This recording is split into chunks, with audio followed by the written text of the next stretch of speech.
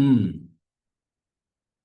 चलिए, ये संलेखना संथारा समाधि कुछ विशेष गाथाओं के भावार्थ का हम स्वाध्याय कर रहे हैं। तो अभी हम कर रहे थे कर्म शत्रुओं से लड़ो। ये गाथा है कि इसी शरीर या कर्म शरीर, इसी अपने आत्मा के साथ युद्ध कर। शरीर यानी कर्म कार्मन शरीर, उसके साथ अपने आत्मा के साथ, आत्मा को किससे युद्ध करना है? कार्मन शरीर से। अन्य से युद्ध करने से क्या मिलेगा? अंतर्भाव युद्ध, कर्म शत्रुओं से युद्ध, अपने विकारी भावों से युद्ध, ऐसे युद्ध के योग साधन। ये है युद्ध के लिए निर्देश। अवश्य दुर्लभ है। ये दुर्लभ है कि अपने ये कर्म शरीर को, कर्म शत्रुओं को जीतना। और तीर्थंकरों ने इस युद्ध के लिए दो शस्त्र बताए हैं। शस्त्र कौन कौन से? प्रज्ञा और विवेक। ये प्रज्ञा क्या होती है? प्रज्ञा यानी बुद्धि, प्रज्ञा हम्म। विशेष ज्ञान कह लो, हम्म। वो और विवेक। ये दो हम्म। जो है ना, वो ये कर्म शत्रुओं को जीतने के शस्त्र बता दिए। और आगे देखिए, आसक्ति से दुर्गति। मोक्षार्थ उत्थित, जो मोक्ष के लिए यानी तैयार हो गया है, उत्थित जागृत हो गया है, वो साधक पतित होकर पुनः गर्भ में चतुर्गति के दुष्चक्र में फंस जाता है। यानी पहले तो उठा है, लेकिन फिर पतित होकर पुनः गर्भ में यानी चतुर्गति के दुष्चक्र में फंस जाता है। और पतित कैसे होता है? कि रूप व हिंसा में आसक्ति। रूप व हिंसा में, या रूप का अर्थ पांचों इंद्रियां लेना। हम्म। रूप व हिंसा में आसक्ति, हम्म। यानी वो मोक्ष के लिए जागृत हुआ है, उत्थित हुआ है, परंतु फिर वो गिरकर पुनः चतुर्गति में के दुष्चक्र में फंस जाता है। और उसका कारण क्या है? पतित कैसे होता है? कि रूप व हिंसा में आसक्ति, यानी इंद्रियों के विषयों में आसक्ति और हिंसा में आसक्ति। और हिंसा में आसक्ति क्यों होती है? जब उसको अपने शरीर के प्रति ममत्व है, अपनापन है, पर के साथ अपनापन है, तो वो हिंसा का कारण है। हम्म। क्योंकि पर भाव में जब परिणमन होता है, पर भाव में जब आत्मा होता है, तो उस समय वो पर में सुख मानता है, और उसको जो अनुकूल मिलता है उसके प्रति राग करता है, जो प्रतिकूल उसके प्रति द्वेष करता है, और उसके कारण हिंसा होती है। हम्म। तो इस तरह से रूप व हिंसा में आसक्ति, वही मुनि साधक मोक्ष पथ पर आरूढ़ रह सकेगा, जो पंचेंद्रिय विषयों, कषाय, हिंसा आदि में वशीभूत लोक का अन्यथा उत्प्रेक्षण करता रहे या लोक की उपेक्षा करे। और वो यानी पतित कैसे हुआ, किसके कारण हुआ? रूप व हिंसा की में आसक्ति। हम्म। और ये तो कारण बता दिया। और फिर बोला कि वही मुनि अगर दोबारा वो मोक्ष पथ पर आरूढ़ हो सकता है, रह सकेगा, कब रहेगा? जब वो पंचेंद्रिय विषयों, कषाय, हिंसा आदि के में वशीभूत लोक का अन्यथा उत्प्रेक्षण करता रहे। कि ऐसे लोक का, ऐसे बाहर के जो जितने भी अनपर पदार्थ हैं, उनमें उनका उत्प्रेक्षण करता रहे, यानी उसकी उपेक्षा करे, हम्म। उससे अपनापन हटा ले। हम्म। ये है दोबारा मोक्ष पथ पर आरूढ़ रहने का कारण। आगे आ रहा है मुनित्व का स्वरूप। मुनि कुछ भी आरंभ प्रशंसा का अभिलाषी होकर ना करे। कुछ भी आरंभ प्रशंसा का अभिलाषी होकर ना करे। कोई भी जो कार्य कर रहा है प्रशंसा के लिए। अब ये आचार्य सूत्र में आता है कि 7-8 कारण दिए हुए हैं कि अपने हिंसा क्यों करता है जीव। कि अपने आप को जिंदा रखने के लिए, अपनी हम्म। पद प्रतिष्ठा के लिए, मेरा मान सम्मान उसके लिए, या अपने रोग की शांति के लिए। इस तरह से कई कारण दिए हुए हैं। तो वो उसमें से एक कारण ये भी प्रशंसा का अभिलाषी, कि मुझे मेरी प्रशंसा, मतलब प्रशंसा होगी ये कार्य करने में, इस तरह आरंभ करता है। तो मुनि को प्रशंसा हो या निंदा हो, तो उसमें तो समभाव रखने वाला उसको मुनि कहते हैं। पर यहाँ वो प्रशंसा का अभिलाषी हो गया है तो मुनित्व का कहाँ रहा, मुनिपना नहीं रहा। मुनि साधक एकमात्र लक्ष्य मोक्ष की ओर मुख करके चले, ये एक इसका एक ध्येय है, क्या, मोक्ष। मोक्ष। और सम्यक दर्शन के लक्ष्य में आता है सम, संवेग, निर्वेद, अनुकंपा, आस्था। ये तो आप जानते ही हैं। सम यानी समभाव, संवेद, संवेग। संवेदनशील। संवेग, मोक्ष क्या की होता तीव्र है, अभिलाषा रखना। संवेग, वेग का मतलब होता है चलना, हम्म, और सम मतलब सही रास्ते पर चलना। वो क्या है, हम्म, मोक्ष। की मोक्ष तीव्र मतलब अभिलाषा। मोक्ष का अभिलाषी जो होता है हम्म, उसको कहते हैं संवेग। और उसका अभिलाषी होने से उसकी और अभिलाषा, तीव्र अभिलाषा हो जाती है धर्म के प्रति भी और मोक्ष के लिए भी। और ऐसा करके वो मोक्ष का तीव्र अभिलाषी हो जाता है, ये संवेग का अर्थ निकलता है। हम्म, और यहाँ क्या कहते हैं, एकमात्र लक्ष्य मोक्ष की ओर मुख करके चले। अब अगर उधर मोक्ष की तरफ मुख ही नहीं है, वो तो संसार के चक्रों में फंसा हुआ है, कोई तो मुनि नहीं है। तो मुनि के लिए क्या कहा कि मुनि एकमात्र लक्ष्य की ओर मुख करके चले, अदरवाइज वो मुनित्व भी नहीं है। विपरीतताओं को तेजी से पार करे, उसमें जो उसके बीच में रुकावटें आ रही हैं उनको निकाल प्रतिकूलता। निकल जाए, पार हो जाए। विरक्त होकर चले, विरक्त का मतलब आसक्ति से हट के चले। हम्म, स्त्रियों के प्रति प्रति अरत या अनासक्त, स्त्रियों के प्रति यहां पर है पुरुष के लिए स्त्री, स्त्री के लिए पुरुष रहे, ये स्त्रियों के प्रति अरत रहे। संयम धनी मुनि के लिए, संयम धनी जो संयम का धनी है इसको हम संयमी कह सकते हैं, मुनि के लिए सर्व समन्वागत प्रज्ञा रूप अंतःकरण से पाप कर्म अकरणीय हैं। जो संयमी संयम का धनी मुनि है उसके लिए किसी भी प्रकार से जब प्रज्ञा द्वारा अंतःकरण से पाप कर्म जो है वो अकरणीय है, पाप उसके लिए करने योग्य नहीं है। यहाँ पाप कर्म को भी थोड़ा गहराई से समझें, पाप में पुण्य भी निहित है। ये हम अच्छी तरह से समझ चुके हैं कि पाप जहां कहा जा रहा है पाप में पुण्य भी निहित है। जैसे किसी को वीत राग कहते हैं तो उसमें वीत द्वेष भी द्वेष भी। निहित है।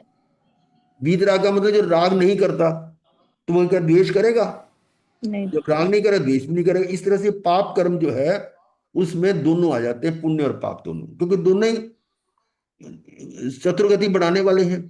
तो साधक उनका अन्वेषण ना करे, यानी उसकी तरफ ध्यान ना दे। आगे है, तुम जिस सम्यक वस्तु समकित्व या सत्यत्व को देखते हो वह मुनित्व को देखते हो। देखो ये क्या जबरदस्त डेफिनेशन आ गई। तुम जिस समकित्व को देखते हो मुनित्व को देखते हो, इसका मतलब सम्यक दर्शन है तो मुनि है।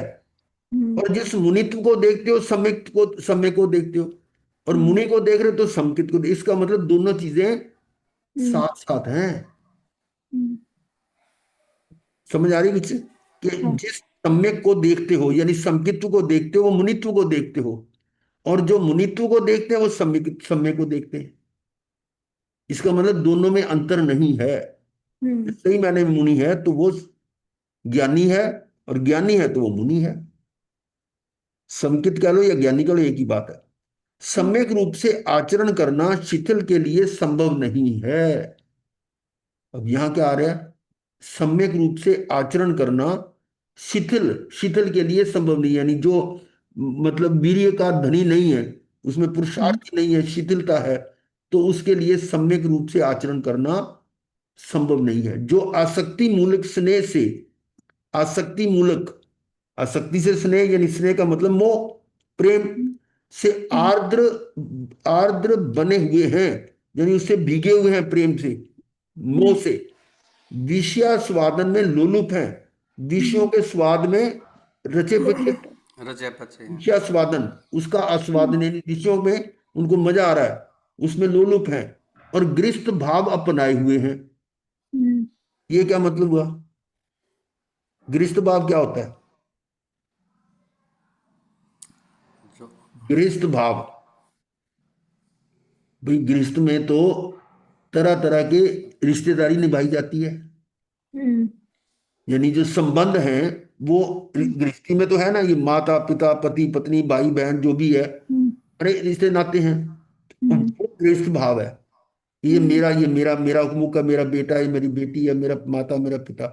और यहाँ गृहस्थ भाव अगर यहाँ भी अपनाए हुए है कि ये मेरा चेला है, ये मेरा गुरु है, ये मेरा ये है, ये मेरे भक्त है, मेरे ये हैं, तो वो गृहस्थ भाव है। और समझ लो इसका, गृहस्थ रिलेशंस। अपनाए हुए हैं उनके लिए सम्यक रूप से आचरण परिग्रह भी हो सकता है हमारे साथ, परिग्रह जैसे घर में रहते हुए हर चीज के साथ हम परिग्रह क्या करते कह हैं। रहे हैं? परिग्रह भी हो सकता है ना इसका, परिग्रह भी करते हैं जैसे। परिग्रह में तो अलग होता है, ये भाव है। मैं तो सारा परिग्रह में सब कुछ आ जाता है।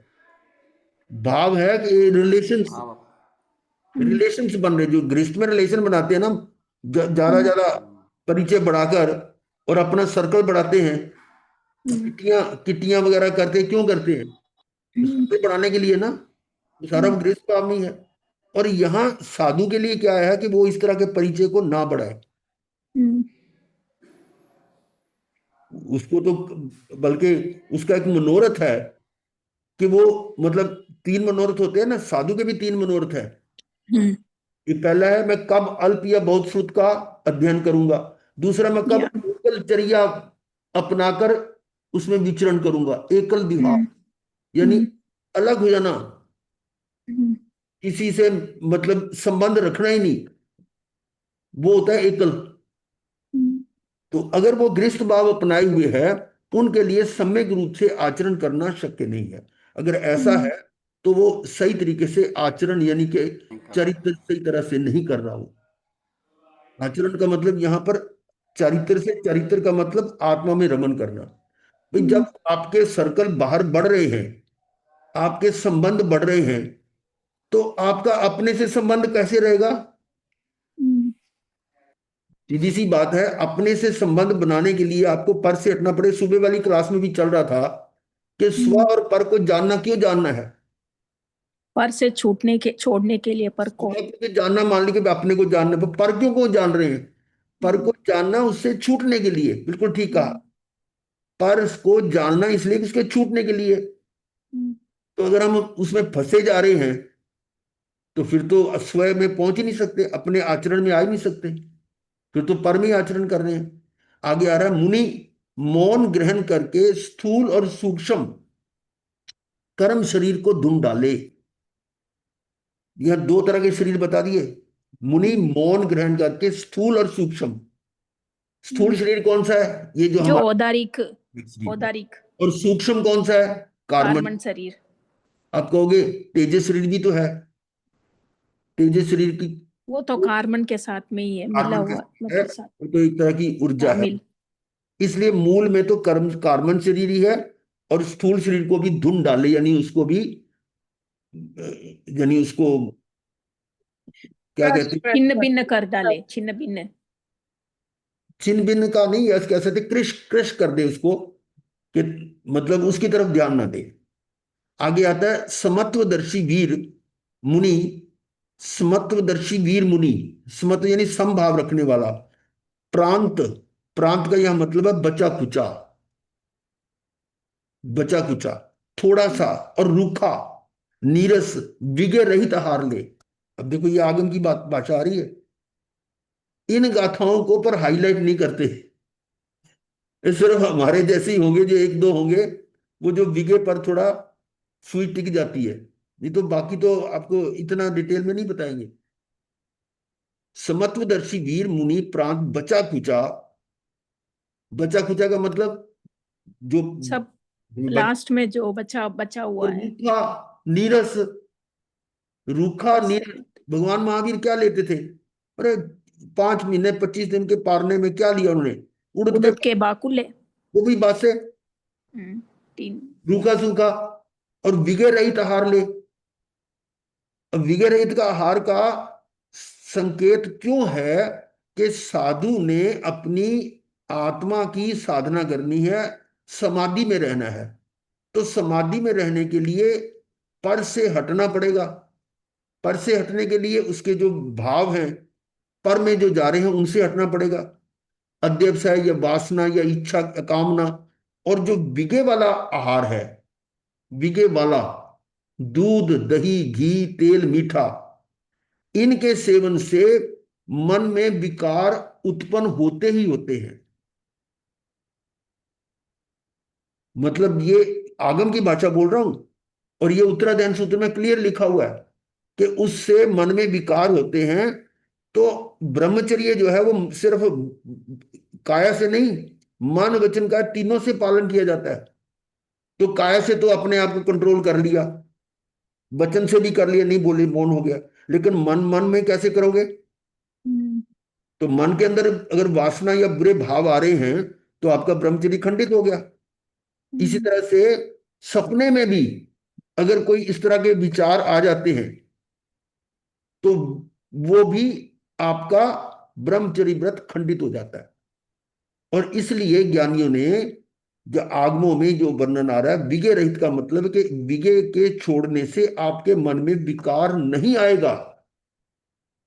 मैं इसको जोर से कह रहा हूं इसलिए कि अनुभव से कह रहा हूं कि मन में भाव आता ही नहीं है कि कौन पुरुष है कौन स्त्री है। वासना का सवाल ही नहीं पैदा होता। अब करके देखना, 1 महीना करके देख लो, विगे छोड़ के देख लो, आपके मन में विकार नहीं रहेगा। ये तो आप अपना प्रत्यक्ष इसका प्रमाण ले सकते हैं ना। तो साधु के लिए क्यों मना किया कि साधु ने तो अपनी साधना करनी है। तो वो अपनी साधना के लिए तो अपने आप में ठहरना होगा ना। तो अपने आप में ठहरेगा कैसे जब वासना के भाव आ रहे हैं बाहर? तो वो नहीं ठहर सकता। इसलिए ये रूखा सूखा विगे रहित आहार ले, इस जन्म मरण के प्रवाह को तरने वाला मुनि तीरण मुक्त विरत कहलाता है। इस जन्म मरण के प्रवाह, जो जन्म मरण का ये प्रवाह चल रहा है, जन्म मरण जन्म मरण जन्म मरण, इसको तरने वाला तैरने वाला मुनि तीरण मुक्त विरत कहलाता है।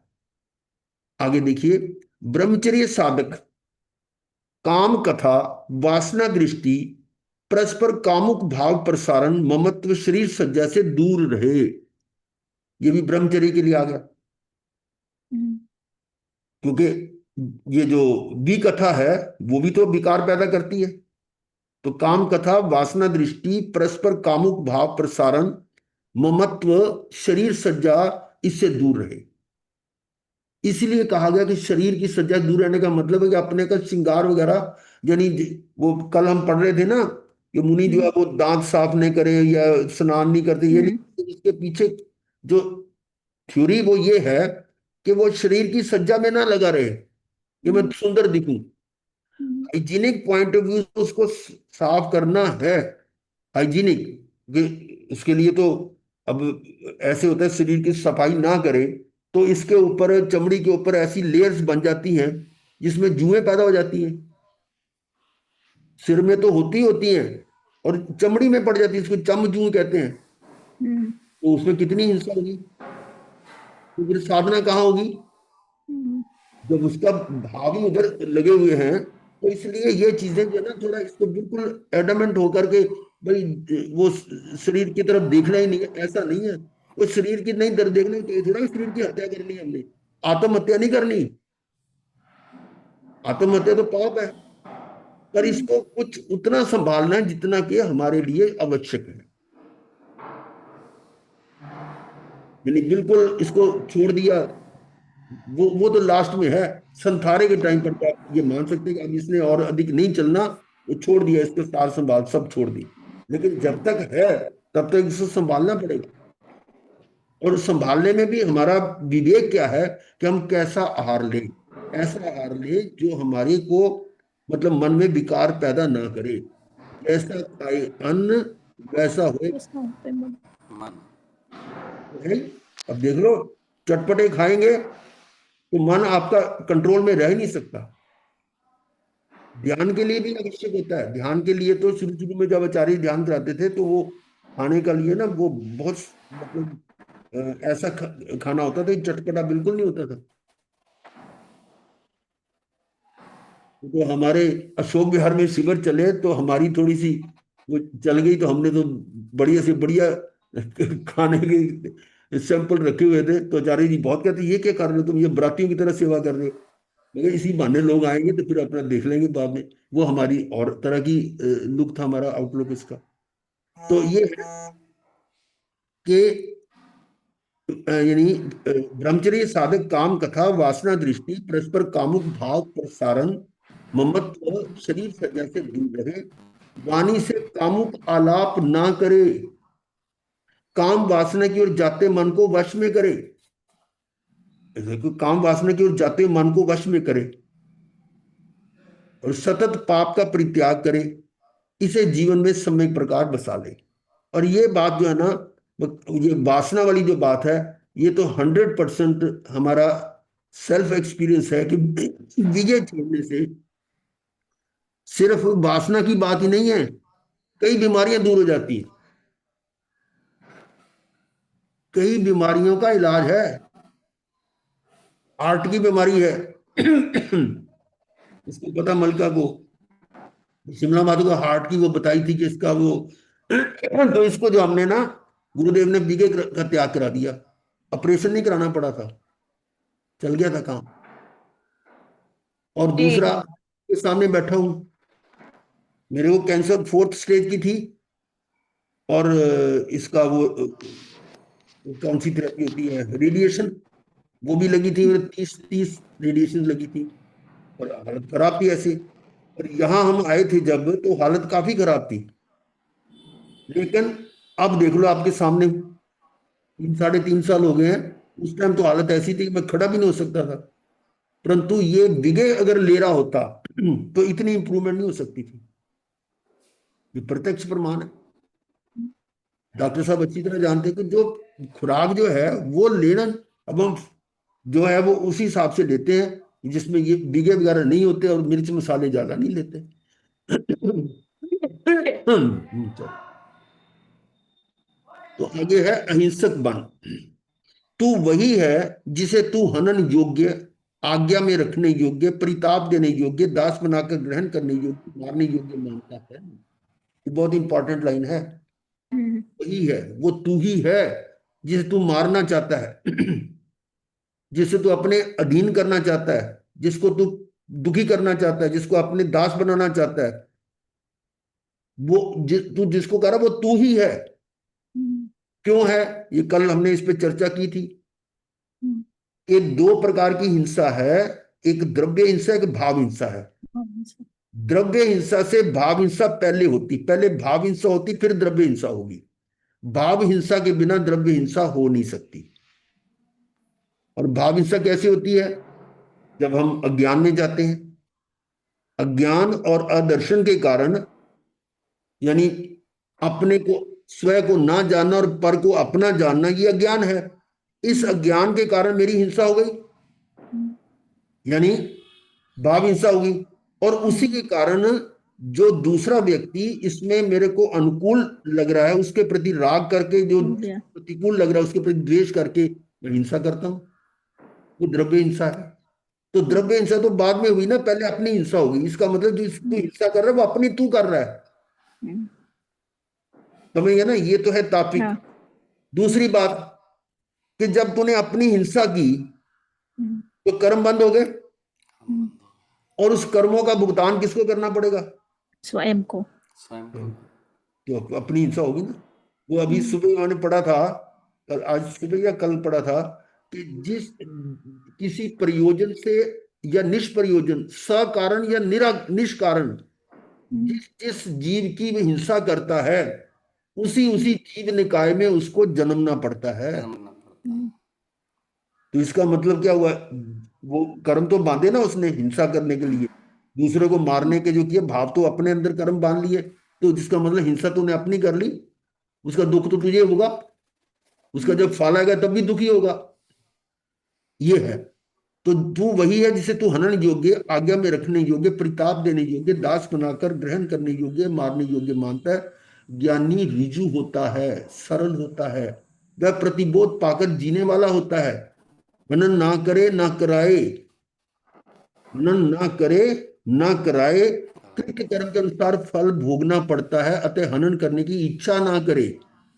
विशेष अन्य की हिंसा आदि करने का भाव करने से, अब देखिए ये लाइन विशेष है, विशेष अन्य की हिंसा आदि करने या भाव करने से स्वयं के भाव प्राणों की हिंसा होती है। ये तो आप समझ गए ना। किसी के अन्य की हिंसा आदि का भाव करने से आपके भाव प्राणों की हिंसा हो गई, क्योंकि ज्ञान में चले गए। आगे है, लोक में ऊपर नीचे मध्य में आसक्तियों के स्रोत हैं। ऊपर नीचे मध्य तीनों लोक आगे, ऊर्ध्वलोक, अधोलोक और बीच का तिरछा लोक, मध्य लोक। इनमें आसक्तियों के स्रोत हैं। यहां से आसक्ति, और वे आश्रय द्वार है, सभी प्राणियों को आसक्ति पैदा करवाते हैं। ये भावाव्रत, भावों का आवृत, चतुर्गति का निरीक्षण कर साधक आगमन इनसे विरत हो जाए। भाव आवर्तनी चतुर्गति, जन भवों का जो आवृत है, चतुर्गति का निरीक्षण करके साधक आगमज्ञ इनसे विरत हो जाए। आगमों का जानकार अगर है तो विरत हो जाएगा। अगर आगमों का तो ज्ञानी है पर विरत नहीं हो रहा, तो वो कौन सा ज्ञानी हुआ जी फिर? यहां वो चोट लग रही है। आगमज्ञ तो है पर विरत नहीं हो रहा, तो क्या कहोगे फिर वो इसका मतलब आगमज्ञ सही नहीं है ना। आगमज्ञ इनसे विरत हो जाएगा। फिर आगे, जो आत्मा है वह विज्ञाता है, ये आता से भिन्न आता, और जो विज्ञाता है वह आत्मा है। जो आत्मा है वो जानता है, और जो जानता है वो आत्मा है। विज्ञाता मतलब जानने वाला, जो ज्ञाता है वो आत्मा है, जो आत्मा है वो ज्ञाता है। ज्ञाता कह लो, विज्ञाता विशेष जगह, जिससे जाना जाता है वह आत्मा है। और भी क्लियर हो गया। और उसी से उसकी प्रतीति होती है। प्रतीति मतलब उसका अनुभव होता है। भी हम सोचे ना कि मैं कानों से सुन रहा हूं, तो जान कौन रहा है? उस जानने वाले को जानना, उसकी प्रतीति होगी। ये जान कौन रहा है? और ऐसा आत्मवादी समिता, शमिता, सत्यता, संकित्व का पारगामी हो जाता है। समभाव, शमन करने वाला सत्य का और समकित्व का पारगामी उसका ज्ञानी। इस सत्य का परिशीलन कर, ये सत्य है, ये आत्मा। आत्म रमन की प्रज्ञा करके आत्मलीन हो। आत्म रमन की प्रज्ञा मतलब ऐसा जो बुद्धि है वो कहां लगे? आपकी आत्म रमन में, उससे आत्मलीन हो। मोक्षार्थी या संयम साधना द्वारा निष्ठितार्थी आगम निर्दिष्ट अर्थ या आदेश निर्देश के अनुसार सदा पराक्रम करे।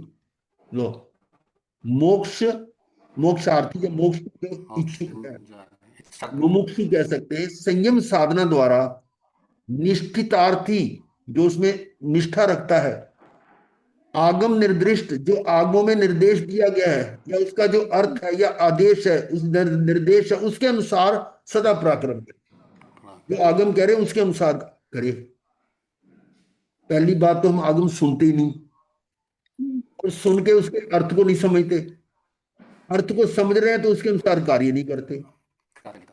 तो कितनी हमारे बीच में रुकावटें हैं, ये उसके लिए आ रहा सारा। इंद्रिया शक्ति के स्रोतों को हटाकर, इंद्रिया शक्ति के स्रोतों को हटाकर निष्क्रमण करता महान साधक अकर्म अकम्मा होकर लोक को प्रत्यक्ष जानता देखता है। देखिए क्या कह रहे हैं, इंद्रिय आसक्ति के स्रोतों को हटाकर, उसको हटा दिया। निष्क्रमण करता, महान निष्क्रमण, उसके अंदर जो अपने आत्मा में आता है, महान साधक अकर्म अकम्मा, निष्कर्म, अकर्ता, अक्रिय होकर लोक को प्रत्यक्ष जानता देखता है। इसका मतलब ज्ञान हो, ज्ञान पूर्ण, केवल ज्ञान। हाँ। अंतर्निरीक्षक संसार भ्रमण के कारणों की प्रज्ञा करके उन विषय सुखों की आकांक्षा नहीं करता है। अंतर्निरीक्षक, अपने अंदर का निरीक्षण करने वाला, संसार भ्रमण के कारणों की प्रज्ञा, ये संसार भ्रमण के जो जो कारण है उनको बुद्धिपूर्वक जाने, और उन विषय सुखों की आकांक्षा नहीं करता है। वो जो कारण है, वो भोग है, विषय सुख है, उनकी आकांक्षा, उनकी इच्छा नहीं करता।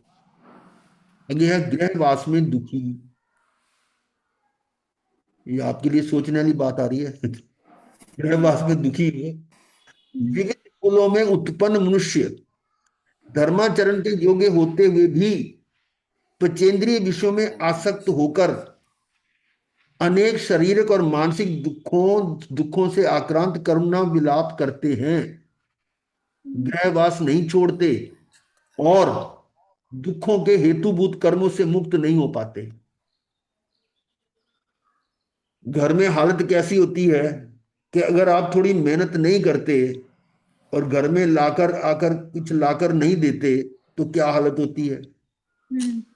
अगर कोई मान लो परिवार बड़ा भी है, जो मान लो दो तीन ऐसे लड़के हैं, तो कदर किसकी होती है? जो ज्यादा कमाई करता है। ज्यादा कमाई करता है। और जो किसी तरह से नहीं कमाई कर सकता उसकी उसको इग्नोर करते हैं या उसकी भर्त्सना करते हैं।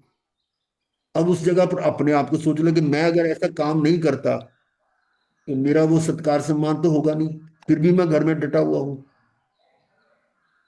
फिर वो कोई ना कोई ऐसा, वो कहते हैं ना, बगार बगार पे लगा देते हैं कि ये कर ले वो कर ले, ऐसे वो जो जो करने वाला होता है उसे लगाए रखते हैं उसको। जैसे वो कहते हैं ना, जो बूढ़ा भी हो जाए ना तो हरियाणा में बोलते हो ताऊ ये कर ले फिर तू ठाली दा ठाली। मतलब उसको काम पे लगाए रखते हैं कि ये ले आ, जाके बाजार से ये ले आ, वो ये करके ले आ। सारा दिन उसकी परेड बनाई रखे थे, फिर तू फिर तू खाली रहा खाली, फिर तेरे को काम क्या है और गया, ये कर ले फिर तू खाली है, फिर तू खाली है। ऐसे होता है ऐसे। तो वो है ऐसे शारीरिक और मानसिक दुखों से, शरीर से वो उतना सक्षम रहा नहीं कि वो जो कर सके। और मानसिक भी प्रताड़ना भी होती है, काम करना काज का दुश्मन अनाज का। बहुत सारे ऐसे सुनने को मिल जाते हैं, अरे बुड्ढे क्या बैठा कर रहा है तू, खाने को तेरे को बहुत बड़ी चीज और काम को कुछ है नहीं तेरे को। ऐसे ऐसे बोलने वाले भी हैं।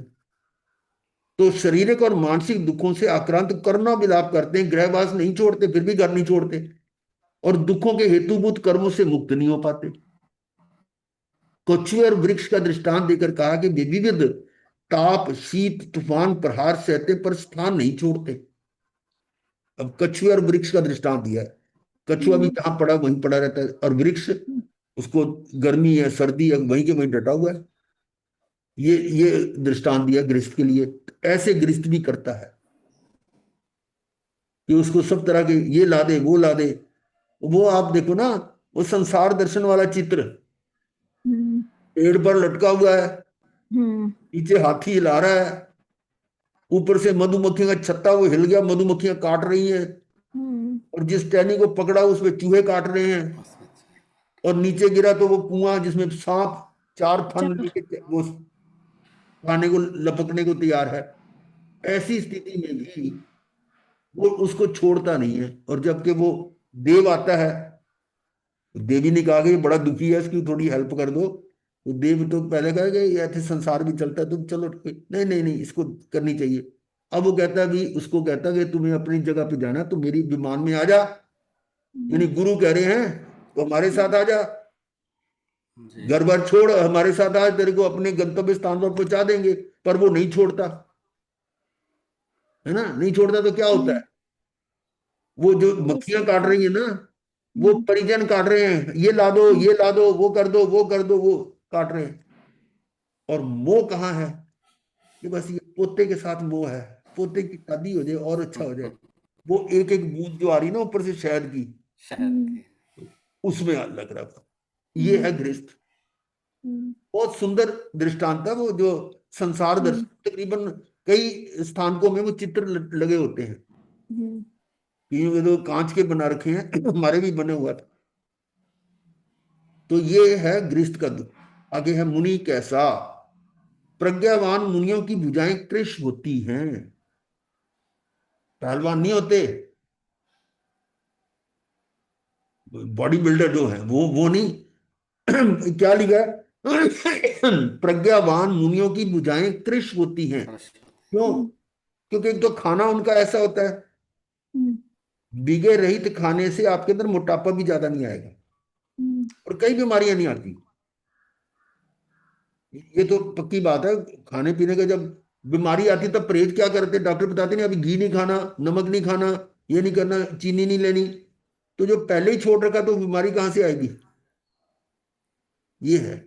तो भुजाएं कृश होती हैं तप करने परिश्रम सहने से शरीर में रक्त मांस कम हो जाता है।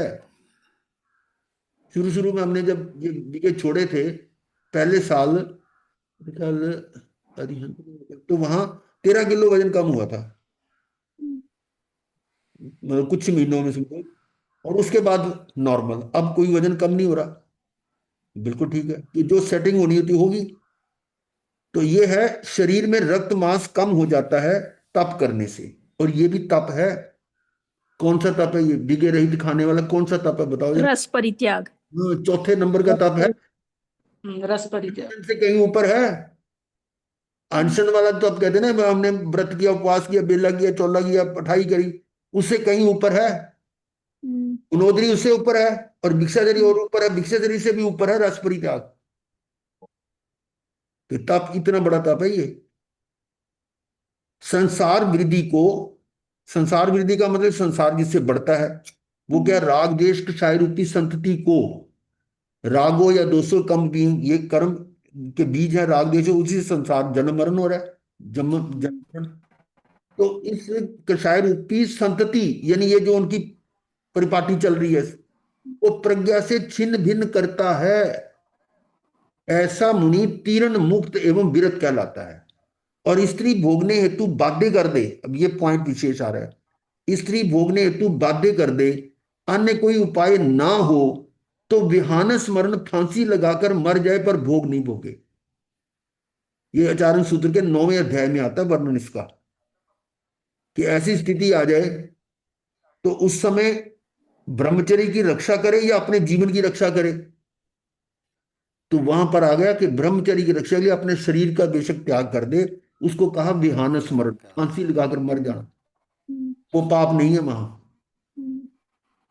आचार्य सूत्र में है ये। आगे भी बहुत सुंदर गाथा ये, महावीर के शासन में कोई जिन कल्पी निर्वस्त्र, जिन कल्पी यानी दिगंबर कह लो, जिन कल्पी हमारे भी हैं, हमारे स्तंबर स्थानक वासियों में भी, या हमारे आगमों में जिन कल्पी, हमारे आगम का ही शब्द है। वो एक आता है परिहार विशुद्धि चरित्र, मालूम है ना, परिहार विशुद्धि। उसमें चार क्या चार होता है, और एक, नौ, चार साधु 9 का तपस्या करते सिंगाड़ा हैं। होता है।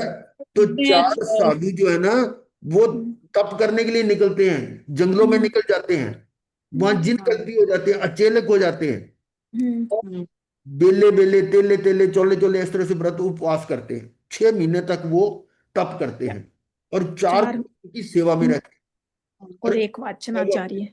वो तप करते हैं। हाँ। फिर अगले 6 महीने वो 4 सेवा वाले तप करते हैं, और वो तप वाले सेवा करते हैं। फिर और अगले वाचना, जो प्रमुख वाचनाचार्य। वो तप करता है। तो ऐसे करके ये 18 महीने में ये तप पूरा होता है। ये किसी ज्ञानी केवली की सानिध्य में होता है, आजकल नहीं हो रहा, पर उसमें जिन कल्पी का वर्णन आता है, यानी अचेलक भी हो जाता है, फिर दोबारा वस्त्र ले लेता है। तो यहां बता रहे हैं कि जिन भगवान के शासन में कोई जिन कल्पी निर्वस्त्र है, कोई एक एक वस्त्रधारी है। एक वस्त्रधारी कैसे, कि एक ही वस्त्र है, वही ऊपर नीचे ओढ़ लिया। ये किसके है, दिगंबरों के, जो माता जी जिसको बोलते हैं। साधु हैं। महाराज जी आज सुबह मेरे को दिगंबर मुनियों के दर्शन हुए थे। मेट्रो में जा रही थी, नीचे ना काफी सारे वो ढोल से बजा के ले जा रहे थे, तो उसमें आगे दिगंबर मुनि थे 4, उसमें एक वस्त्रधारी थे, बाकी नग्न थे, और पीछे आरिका महाराज जी थी, और वो आर्य तक है ना, खूब प्रभावना से सब लेके जा रहे थे उन्हें। वो एक वस्त्रधारी होते हैं। आर्य का जो होती है ना, जिसको माता जी बोलते हैं, हाँ वो जी। साड़ी एक ही होती है, जो नीचे ऊपर से एक ही होती है, वो ज्यादा लंबी होती है। तो एक एक दो दो वस्त्रधारी, चोलपट्टा और दुपट्टा। दुपट्टा, हाँ। और फिर है 3 वस्त्रधारी, कोई, अब ये अलग अलग है, कोई निर्वस्त्र है, कोई एक वस्त्र वाला, कोई 2 वस्त्र वाला, 3 वस्त्र वाला है, ठीक है। कोई मासिक अर्धमासिक तप करता है, मांस खमन कर लेता है, 15 दिन में कर लेता है और तप करता है। कोई प्रतिदिन भोजी होता है। इसका क्या मतलब, रोज का आहार। रोज उपवास नहीं करता। हम भी ऐसे ही हैं, रोज खाने वाले। एकांतरे तो नहीं कर रहे ना, प्रतिदिन भोजी है। हम्म, और ये सब तीर्थंकर के वचनानुसार संयम पालन करते हैं। ये जितने भी है ना, कोई एक वाला, दो वाला, तीन वाला, कोई तप वाला, कोई बिना तप वाला, सब तीर्थंकर के वचनानुसार संयम पालन करते हैं। इनकी परस्पर निंदा, ये विशेष ध्यान रखना है, इनकी परस्पर निंदा या अवज्ञा ना करना ही समत्व है। अब मान लो कोई एक वस्त्रधारी या कोई निर्वस्त्र वाला है, वो गए, ये दूसरे साधु हैं, ये तो वस्त्रधारी तो साधु ही नहीं है। देखो भगवान की क्या आज्ञा है कि परस्पर निंदा या अवज्ञा ना करना ही समत्व है। भाई मोक्ष के राही हैं, एक ही भगवान की आज्ञा का पालन करने वाले हैं। कोई बड़ा फास्ट चल रहा है, कोई स्लो चल रहा है, कोई और स्लो चल रहा है, तो चल तो उसी मार्ग पर रहे हैं ना। तो इसलिए भगवान ने क्या कहा कि आपस में निंदा मत करो। कोई दो चार कदम बाद में पहुंचेगा, कोई पहले पहुंच जाएगा, पहुंचना तो वही है। अब जब सिद्ध होने के बाद, जो पहले सिद्ध हुआ बाद में सिद्ध हुआ, उसमें अंतर है कोई? नहीं। कोई अंतर नहीं है। अनंत सिद्ध है, कोई अंतर नहीं है। तो इसलिए ये किसी की निंदा करना या अवज्ञा करना ये नहीं है, वह समत्वदर्शी कहलाता है। ये श्रीलंकाचार्य की टीका में है, ये हमारे आचार्य सूत्र में भी है ये। और हम क्या करते, थोड़े से थोड़ा अच्छे पालन करने वाले होते हैं ना समाचारी, कभी ये हम ऐसे नियम कर रहे हैं, वो कर रहे हैं, तो वो दूसरे को संत ही नहीं समझते। भगवान की आज्ञा क्या है? आचार्य सूत्र में बहुत सही दिया हुआ है कि समाचारी आपकी है या नहीं है, पर इंसानियत भी कोई चीज होती है। मान लो कोई दो सिंगाड़े अलग अलग हैं और समाचारी आपस में नहीं मिलती, तो ठीक है, उनका आपस में आहार चर्या का आहार का विधान नहीं है कि वो एक दूसरे का आहार ले लें, ठीक है।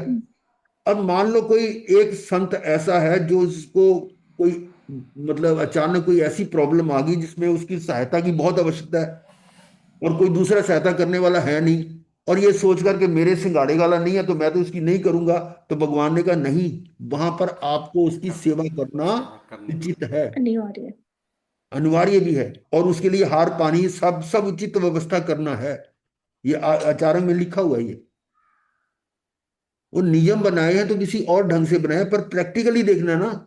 वो एक आता है ना कथानक, एक वो कोई स्त्री थी, पानी में डूब रही थी, तो एक तो संत को एक ने फटाफट जाके उसको निकाल के बाहर निकाल लिया, और दूसरा जो उस पर टिप्पणी कर रहा है, हाँ तूने तो पाप कर दिया, तूने तो उसको स्त्री को छू दिया, वो यही रट लगाया हुआ है। तो गुरु के पास गए और कहता उसने तो स्त्री को वहीं छोड़ दिया था, तू तो साथ में लेकर ढो रहा है, तो उसको तो तेरे मन में तो वही स्त्री बस रही है, उसने तो वहां छोड़ दिया। ये है। चलिए आगे। अब है व्याख्या प्रज्ञप्ति, यानी जो भगवती सूत्र के कुछ विशेष गाथाओं के वचन हैं। भगवान का वचन सत्य है, निशंक है। ती बेमी ऐसा वचन आता है, सत्यम सत्यम सत्यम, ऐसा कई जगह आता वर्णन कि निशंक है, इसमें कोई शंका नहीं है। भगवान का वचन सत्य और निशंक है। हमें समझ नहीं आ रही, इसका मतलब ये नहीं है कि वो गलत है, और हमें समझ आ भी नहीं सकती। तो जितना जितना हमारा क्षोभक्षम हुआ है उतनी तो समझ आएगी, और क्षोभक्षम अगर कम हुआ है तो कम समझ आएगी, ज्यादा हो गया तो ज्यादा आएगी। तो वो क्षोभक्षम बढ़ाने का तरीका यही है। कल परसों भी आ रहा था ना कि अगर कुछ भी आपके हाथ पल्ले नहीं है तो एक मार्ग ये तो है कि स्वाध्याय करो। स्वाध्याय करने से क्या होगा? आपका ज्ञानावर्णी कर्म का क्षोभक्षम होगा, और क्षोभक्षम होगा तो आपको बात समझ में आने लग जाएगी, फिर उसका अर्थ भी समझ आ जाएगा। ये है। तो ये कहना कि अगर नहीं समझ आता तो मतलब ये गलत है, ऐसा नहीं। ये हमारी बुद्धि अभी, हमारा ज्ञान इतना अभी उगड़ नहीं रहा कि हम इसको समझ पाए, परंतु जो लिखा होगा वो सत्य है, ये बात आ रही। भगवान का वचन सत्य और निशंक है, ऐसा मन में धारण करता हुआ, उसी तरह आचरण करता हुआ, संवर करता हुआ जीव ही भगवान की आज्ञा का आराधक होता है। अगर उसको शंका हो गई, पता नहीं ठीक है गलत है, ऐसे लिख दिया, कोई प्रिंटिंग मिस्टेक होगी, तरह तरह की अपने वो लगाता है, लेकिन नहीं, तो जो सत्य है, वचन को सत्य मानता, निशंक मानता, वही आराधक है। आगे प्रश्न है, असंयत भव्य द्रव्य देव कौन होता है? असंयत भव्य द्रव्य देव। अब संयत भी और असंयत अ लगा दिया, इसका क्या अर्थ है? जो व्रत पचखांड नहीं ले सकते ना, नहीं, जो मतलब व्रत पचकान तो ले लिए हैं। नहीं, पर उसका असंयत है ना, पालन नहीं कर रहे गुरुदेव, जो उसका आगे पालन है ना, नहीं कर रहे। मतलब नहीं, हाँ। मतलब देव जो बनेगा आगे, हम्म। मतलब मनुष्य और तिर्यंच देवगति में जाएंगे तो असंयत होंगे ना। ऐसा है, इसको थोड़ा और गहराई से सोचो। इस संयत और असंयत का भेद कहाँ है?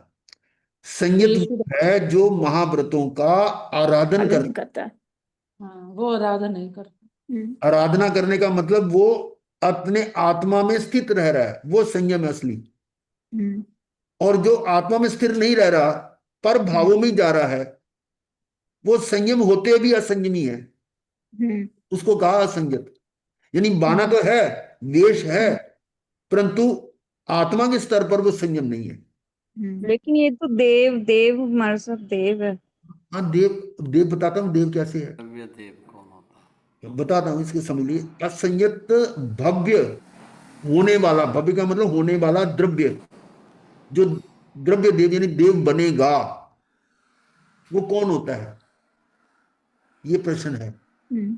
अब पहली बात ये समझ लो कि यहां से मान लो उसने देवलोक में जाना है, कोई व्यक्ति, कोई साधु, कोई भी है, यहां आयुष खत्म होते ही उसने देवलोक में जाना है, तो यहां का आयुष खत्म होते ही मनुष्य आयु तो खत्म हो गई, और उसी समय देव आयु शुरू हो गई। जबकि देव आयुष, देव देव बनने से पहले बीच में अभी एक दो समय हो सकते हैं विग्रह वाले, विग्रह गति वाले। विग्रह गति होती है ना, मार्गस्थ। बिल्कुल। हाँ, जो बीच में है। हाँ। अब उसमें अभी वो जन्म तो लिया नहीं उसने वहां, और इधर से उसकी मनुष्य की लाइन कट ऑफ हो गई है। मनुष्य तो नहीं कहलाएगा वो, यहां मृत्यु के तुरंत बाद वो मनुष्य तो नहीं कहलाएगा, नहीं, उस समय वो देव कहलाएगा, क्योंकि देवगति की ओर जा रहा है। उसकी यानी देव की आयु वहीं से चालू हो गई। समझ गए ना? जब यहां से एक आयु कट ऑफ होगी तो बीच में ऐसा तो है नहीं कि आयु का बीच में गैप आ जाएगा, एक आयु खत्म हुई दूसरी शुरू हो गई। दूसरी तो इसलिए ये प्रश्न भी आता है कि इन देवों को देवगति में क्यों आना पड़ा, देवों को देवगति में। अब कहोगे देवो देव देवगति में कैसे आ सकती है? वो देव वो है जो विग्रह गति में देव है ना, उसको देवगति में क्यों आना पड़ा, उसकी बात हो रही है। मेरे ख्याल समझ आई होगी कुछ या नहीं? जी कि जिस समय मृत्यु होती है उस समय जो मनुष्य जैसे है, मनुष्य की आयु खत्म हुई तो मनुष्य का आयु तो खत्म होगी, उसमें मनुष्य आयु तो खत्म होगी, तो उसके तुरंत बाद देव आयु शुरू होगी। तो उस दौरान जब तक कि वहां पर नहीं पहुंचता है, एक समय, दो समय, तीन समय, जितना भी होगा, उतने समय तक वो देव आयु भोग रहा है। तो उसको क्या कहोगे, देव कहोगे या मनुष्य कहोगे? उस समय देव देव अभी कहा तक जन्म नहीं हुआ है, लेकिन जन्म नहीं हुआ पर देव कहलाएगा वो, आयु शुरू हो गई। क्योंकि ये प्रश्न आया हुआ, इसमें शायद आएगा इसमें कहीं, कि भगवान से पूछा कि इन देवों को ये जो संयम तो ग्रहण किया इन्होंने, तो फिर इन देवों को देवगति में क्यों आना पड़ा? क्योंकि संयम का जो रिजल्ट है वो तो मुक्ति होना चाहिए था। सबने नाने बिन नाने पचकाने संजमे अनन्य तवे चे बुनाने अक्रिय सिद्धि, उस संयम का फल तो आखिर में सिद्धि आना चाहिए था। फिर इन देवों को देवगति में क्यों आना पड़ा? प्रश्न है ना उसमें। वो देव किसको कहा कि वो मनुष्य आयु खत्म होती है वो देव हो गए, वो देव गति में अभी पहुंचे नहीं है पर है देव वो। ऐसी मान लो किसी ने नरक में पैदा होना है, तो वो यहां मनुष्य की आयु खत्म होती है वो नारकी कहलाएगा, वो नारकी ही नारकी में जन्म लेता है। उस दृष्टि से मेरे ख्याल समझ आ गई होगी। हाँ अब जी गुरुदेव। असंयत भव्य द्रव्य देव कौन होता है? जो साधु समाचारी या साधवाचार का पालन करता है, आगे ना बात, परंतु आंतरिक भाव साधुता ना हो, क्या है वो? द्रव्य से ही साधु है। आंतरिक भाव साधुता, यानी आत्मा में स्थित नहीं है। कई बार इसका वर्णन आया है कि अहिंसा महाव्रत जो है, इसका पालन और आराधन में क्या अंतर है। पालने में तो ये होता है कि भी किसी भी छह काय के जीवों की हिंसा विराधना ना करे, ना कराए, ना उसका अनुमोदन करे। ठीक है, ये तो अहिंसा की बात होगी। परंतु पर भावों में परिणमन करके, आत्मा पर भावों में परिणमन करके आप विभाव में जाकर अपने भाव प्राणों की जो हिंसा करता है, वो हिंसा है। वो भाव प्राणों की भी हिंसा ना करे तो वो अहिंसा महाव्रत वो है। और यदि भाव प्राणों की हिंसा हो रही है तो वो आराधन नहीं हो रहा। यहां उस बात का संकेत है कि भाव प्राणों की तो हिंसा हो रही है और बाहर से वो पूरा आचरण कर रहा है, द्रव्य द्रव्य हिंसा नहीं हो रही, तो उसको साधु तो कहोगे, संयति कहोगे, पर असंयत कह दिया उसको। ठीक है, क्लियर हो गया कि साधु समाचारी, जो समाचारी पूर्ण कर रहा है, साधुवाचार का पालन करता है, परंतु आंतरिक यानी भाव साधुता ना हो, केवल द्रव्य लिंगी, द्रव्य से लिंग है, भाव लिंगी नहीं है। भव्य या अभव्य, देखो यहां पर कोई अंतर नहीं है, भव्य या अभव्य कोई भी हो। मिथ्या दृष्टि, बंधन, पूजन, सम्मान देखकर साधु बनने वाला, एक और आ गया, मिथ्या दृष्टि जो भव्य या अभव्य मिथ्या दृष्टि, वंदन, पूजन, सम्मान, कि मेरी वंदना होगी, मेरा पूजा करेंगे, मेरा सम्मान करेंगे, ऐसा देखकर वो साधु बन जाता है। देखो यहाँ कोई काम नहीं करना पड़ता, और बड़े बड़े सेठ जाके मत्था टेकते हैं तुम्हारा, और वो है मेरे को कुछ करना ही, मेरे को नौकरी नहीं करनी, कुछ नहीं करना, यहाँ तो ऐसी ऐसा है। ऐसा सोच कर जो साधु बनता है, उसका आत्म सिद्धि का लक्ष्य नहीं नहीं हो। अब समझ आ गई बात। ये है असंयत भव्य द्रव्य देव, जो पालन कर रहा है उसके कारण उसको देवगति तो मिलेगी। वो दूसरे जो सन्यासी वगैरह होते हैं उनको भी ऐसे मिल जाती है। हाँ, चलिए एक और कर लेते हैं, समाई का स्वरूप। ये हमने एक दो दिन पहले इसको डिस्कस किया था। भगवान पार्श्वनाथ के परंपरा शिष्य कालस्य वेशी पुत्र ने भगवान महावीर के शिष्य एक स्थविर से पूछा। देखिए, कालस्य वेशी कौन है? भगवान पार्श्वनाथ की परंपरा के शिष्य। और स्थविर कौन है? भगवान महावीर का शिष्य। ठीक है, भगवान महावीर का शिष्य एक स्थविर भगवंत है। तो वो क्या पूछ रहे हैं? कालस्य पूछ रहे हैं, क्या तुम समाई का अर्थ और प्रयोजन जानते हो? ये प्रश्नवाचक, और किस लहजे में पूछा है कि उनको शंका है कि ये जानते नहीं होंगे। तो उन्होंने ऐसे साधु साधु देखे नहीं हो, तो अपने पार्श्वनाथ की परंपरा के वो दूसरे संत थे। तो क्या तुम समाई का अर्थ और प्रयोजन जानते हो? प्रत्याख्यान, संयम, संवर, विवेक और कायस्वर्ग, इनके अर्थ और प्रयोजन जानते हो? क्या क्या पूछा? समायिक, प्रत्याख्यान, संयम, संवर, विवेक और कायस्वर्ग, 6 बातें पूछी कि इनका अर्थ और प्रयोजन क्या है। अब उत्तर आया स्थविर भगवंत का, हाँ जानता हूं। फिर उन्होंने प्रश्न उठा दिया, तो मुझे समझना है, तुम मुझे बताओ। अब यहां पर भी थोड़ा था कि उनको फिर भी शंका थी, ये भी बता पाएंगे कि नहीं बता पाएंगे। अब देखिए प्रश्न का उत्तर क्या दिया उन्होंने। उत्तर आया, आया समाये स अट्ठे जा विसर्ग स अट्ठे, कि आत्मा ही समायिक है, आत्मा ही समायिक का अर्थ है। मतलब अर्थ, आत्मा ही समायिक है, आत्मा ही समायिक का अर्थ है। जाब, जाब का मतलब समायिक के बाद पूछो कि प्रत्याख्यान ही, आत्मा ही प्रत्याख्यान है, आत्मा ही प्रत्याख्यान का अर्थ है। आत्मा ही संयम और आत्मा ही संयम का अर्थ है। आत्मा ही संवर और आत्मा ही संवर का अर्थ है। आत्मा ही विवेक है, विवेक और आत्मा ही विवेक का अर्थ है। आत्मा ही कायस्वर्ग, आत्मा ही कायस्वर्ग का अर्थ है। ये जाब से ये मतलब है। जाब का मतलब फिल इन द ब्लैंक कर लो। कहां तक? व्युत्सर्ग तक। ये विसर्ग, कायस्वर्ग या व्युत्सर्ग। काया ईश्वर में तो काया का उत्सर्ग होता है, विसर्ग में और भी सबका छूट जाता है, हार, गण, उपदी वगैरह का, कर्म का, सबका वो निषेध, वो व्युत्सर्ग है, वो इससे भी ऊंचा है। तो उसका अर्थ और प्रयोजन बताया, अर्थात आत्मा ही समायिक है और आत्मा ही समायिक का अर्थ है और आत्मा ही समायिक का प्रयोजन है। अब एक को समझ लोगे तो बाकी सारी चीजें समझ आ जाएंगी कि आत्मा ही समायिक है और आत्मा ही समायिक का अर्थ है। आत्मा में आत्मा कोई समायिक का और आत्मा ही समायिक का अर्थ है और यही उसका प्रयोजन है। अब समायिक करते तो हमारा प्रयोजन क्या है कि हम आत्मा में स्थित हो जाए, आत्मा की अनुभूति हो जाए, ये समायिक का प्रयोजन है। यावत व्युत्सर्ग का अर्थ और प्रयोजन है। ये था। विशेष क्या है? समायिक, प्रत्याख्यान, संयम, संवर, विवेक और व्युत्सर्ग, इनमें से जो भी साधना साधक करता है उससे आत्मा प्रकट होना चाहिए।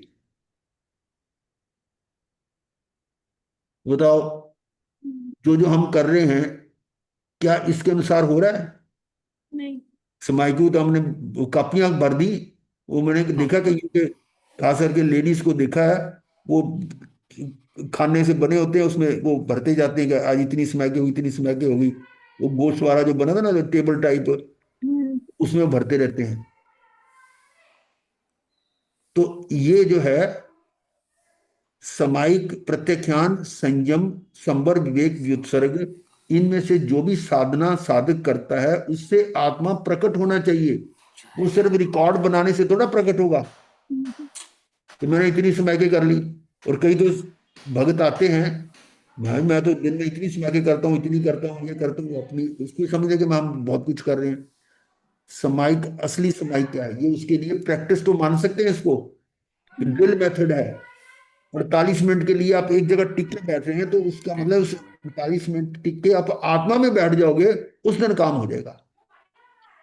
तो प्रकट होना चाहिए आत्मा, ये आत्मोपलब्धि हो, आत्मा ऐश्वर्य प्रकट हो, आत्मा विशुद्ध विशुद्ध होता जाए, यही इनका अर्थ और यही प्रयोजन है। प्रयोजन है। यही तक हम आज करते हैं।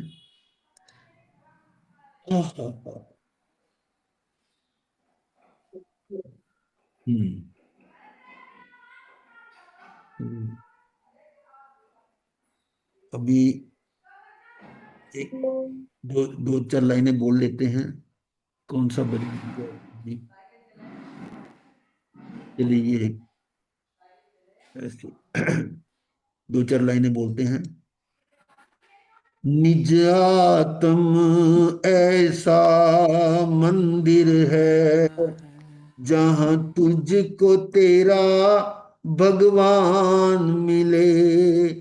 निज आत्म ऐसा मंदिर है जहां तुझको तेरा भगवान मिले।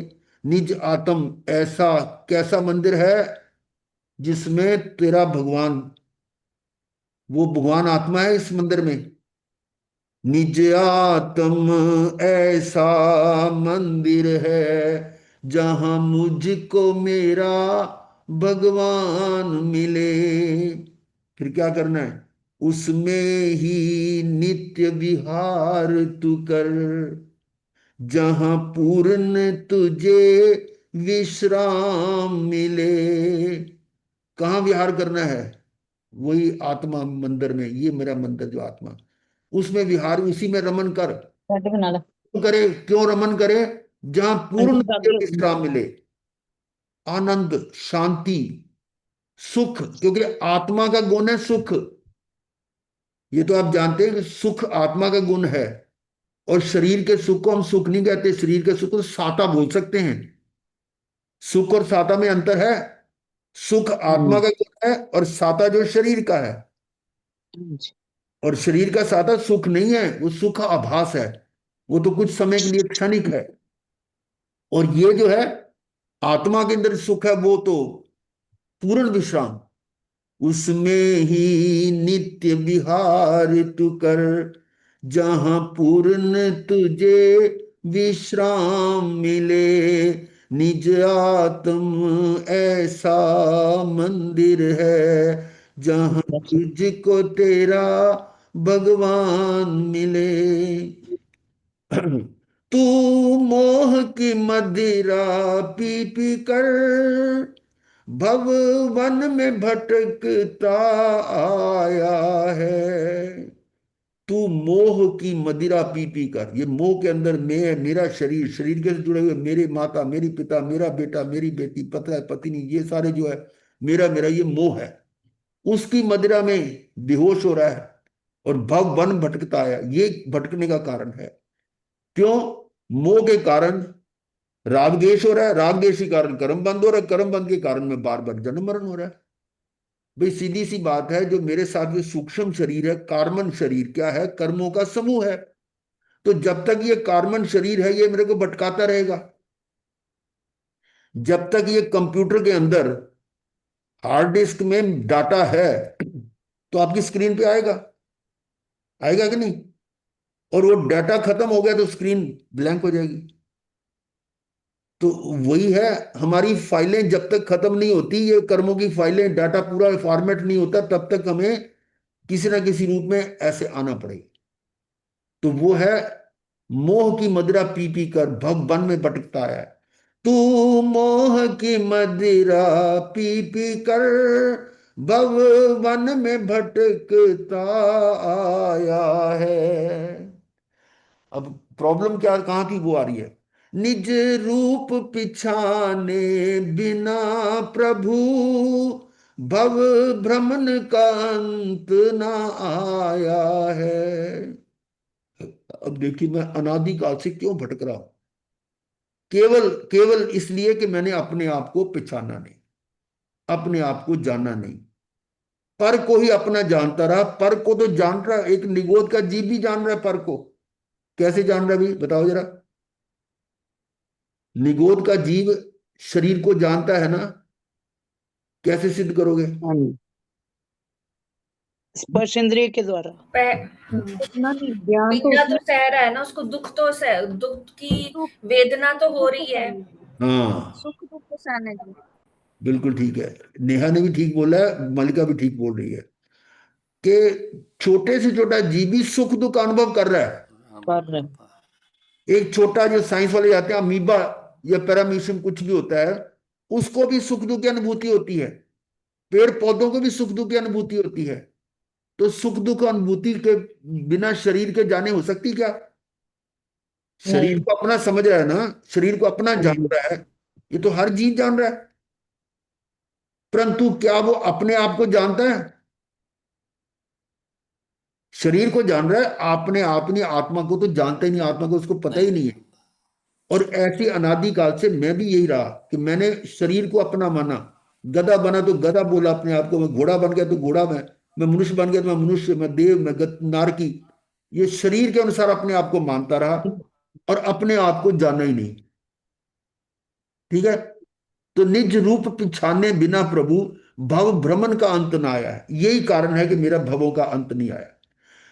तू मोह की मदिरा पी पी कर भव वन में भटकता आया है। निज रूप पिछाने बिना प्रभु भव भ्रमण का अंत ना आया है। निज आत्म की नगरी में ही तुझे रत्न त्रय की खान मिले। आहा, आत्मा में है ज्ञान दर्शन चरित्र, ये आत्मा का ही है। निज आत्म ऐसा मंदिर है जहां मुझको मेरा भगवान मिले।